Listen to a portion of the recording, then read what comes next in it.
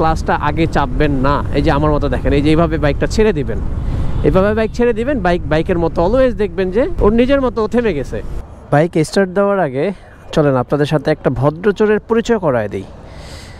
ভদ্রচোর কেন বললাম, আমার যে ইঞ্জিনের যে অ্যাডজাস্টারটা আছে, অ্যাডজাস্টারের যে ক্যাপটা থাকে, এখানে কালো কালারের একটা ক্যাপ থাকে, এই ক্যাপটা কোন চোরে যেন, মানে ভদ্রচোর যেন চুরি করে নিয়ে গেছে।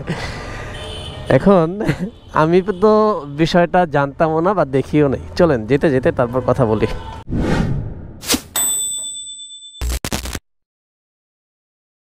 আমি সচরাচর অফিসের নিচে বাইক রাখি, যদিও আমি বাইকটা কভার করে রাখি যেন ধুলা ময়লা একটু কম পড়ে। আমি যেখানে বাইক রাখি তার পাশে হচ্ছে একটা চায়ের দোকান, ওইখানে সবসময় মানুষ চা খায়, আড্ডা দেয়।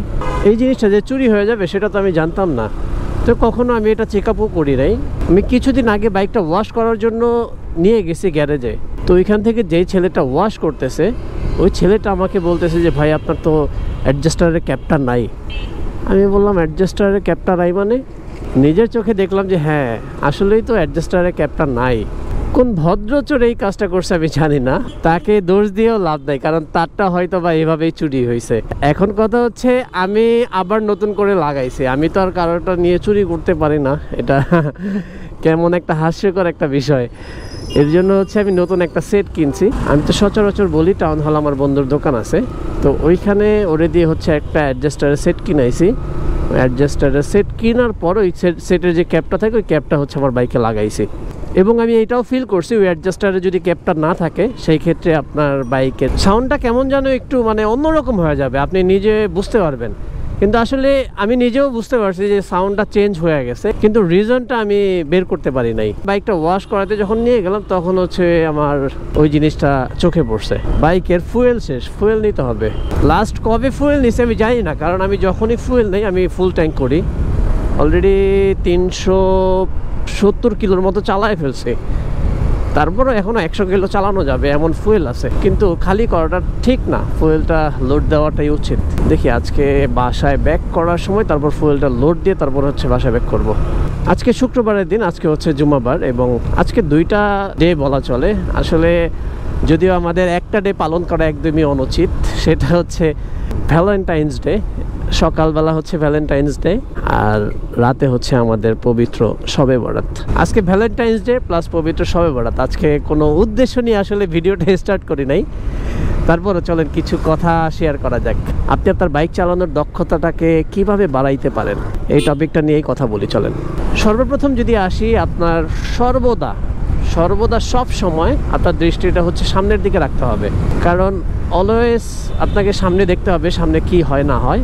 কিছু কিছু মানুষের কথা যদি বলি, এই যে লুকিং গ্লাসটা দেখা যাচ্ছে, এই লুকিং গ্লাসটা দিয়ে হচ্ছে তারা পিছনের গাড়ি দেখে, আর এই বাম পাশের লুকিং গ্লাসটা তারা চেহারা দেখার জন্য ব্যবহার করে, কিন্তু এটা আসলে একদমই অনুচিত। 2টা গ্লাসই খুব ইম্পর্টেন্ট পিছনের দৃশ্য দেখার জন্য। এর জন্য কখনোই একটা গ্লাস একটা মিরর ইউজ করাটা ঠিক না, 2টা মিরর ইউজ করাটা হচ্ছে সবচাইতে উত্তম। তারপর হচ্ছে অলওয়েজ আপনি ব্রেকটা কিভাবে ধরবেন জানেন?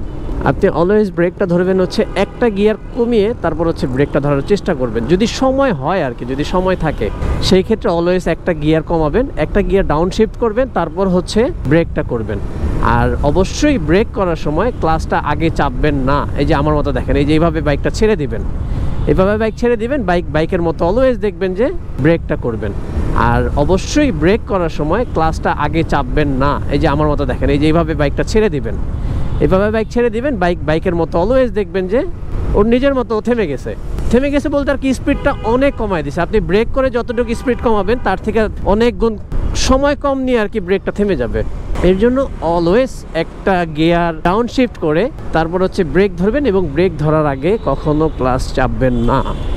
আরেকটা বিষয়ের কথা বলি, কিছু কিছু বাইকার আছে যারা ডানে বামে টার্ন করার সময় ইন্ডিকেটর ইউজ করে না। এই ইন্ডিকেটর ইউজ না করার ফলে খুব খারাপ খুব বড় একটা দুর্ঘটনা ঘটার সম্ভাবনা থাকে। এর জন্য সব সময় ডানে টার্ন নেন বা বামে টার্ন নেন, আপনাকে অলওয়েজ ইন্ডিকেটর ইউজ করতে হবে। আপনি যদি ইন্ডিকেটর না দেন তাহলে পিছনের গাড়িটা কখনোই বুঝতে পারবে না যে আপনি ডানে যাবেন, বামে যাবেন নাকি সোজা যাবেন। পিছনের যে গাড়িগুলো আছে কখনো আপনাকে ফলো করতে পারবে না। এর জন্য ইন্ডিকেটর ব্যবহার করাটা মোস্ট ইম্পর্টেন্ট একটা পার্ট বাইক চালানোর ক্ষেত্রে, বাইকের দক্ষতা বাড়ানোর ক্ষেত্রে। এবং সবসময় হচ্ছে বাইকের যেই ট্যাঙ্কটা আছে এই ট্যাঙ্কের সাথে পাটা জড়িয়ে রাখবেন। অনেকে দেখবেন যে দুই পাটা হচ্ছে ফাঁকা করে রাখে, এভাবে ফাঁকা করে রাখে, এইটা হচ্ছে একদমই ঠিক না। ট্যাঙ্কের সাথে আপনার পাটা সবসময় জড়িয়ে রাখবেন, তাহলে দেখবেন যে আপনি সব কিছুতেই আপনি কন্ট্রোল ফিল করতেছেন, মানে আপনি ভালো ফিল করতেছেন, আপনার গাড়িটা কন্ট্রোল বা আপনি চালায় সব দিক দিয়ে আপনি মজা পাবেন। এবং মেরুদণ্ডটা কিন্তু অবশ্যই আপনাকে সোজা রাখতে হবে, আপনি কিন্তু বাঁকা হয়ে গাড়ি চালাবেন না, সেই ক্ষেত্রে মেরুদণ্ডের উপরে চাপ পড়লে আপনার ব্যাক পেইন হতে পারে। বাইকের দক্ষতা বাড়ানোর ক্ষেত্রে আপনার আরেকটা কাজ খুব দরকারি, সেটা হচ্ছে হার্ড ব্রেকিং প্র্যাকটিস করা। হার্ড ব্রেকটা কিন্তু সচরাচর একটু দরকার হয় সিটির মধ্যে, কারণ অটো রিক্সা ডানে বামে যেভাবে চাপ দেয় সেই ক্ষেত্রে হার্ড ব্রেকটা কিন্তু দরকার। সর্বশেষ যেই অপশনটা আছে সেটা হচ্ছে নিয়ম মেনে আপনি ডান পাশ থেকে ওভারটেক করবেন। কখনোই আপনি হচ্ছে বাম পাশ ব্যবহার করবেন না, ডান পাশ থেকে ওভারটেকিং করবেন এবং সামনে যে গাড়িটা থাকবে ওই গাড়িটাকে আপনাকে বোঝাইতে হবে যে আপনি পিছন থেকে আপনি ডান পাশ দিয়ে ওভারটেকিং করছেন। যথাসম্ভব হর্ন দিন, ইন্ডিকেটর ইউজ করুন, প্লাস হচ্ছে সামনের গাড়িকে বোঝানোর জন্য ডিপার ইউজ করতে পারেন। তো আশা করি এই কয়েকটা অপশন আপনি যদি মেইনটেইন করেন সেই ক্ষেত্রে আপনার বাইক চালানোর দক্ষতাটা অনেক গুণ বেড়ে যাবে আশা করা যায়।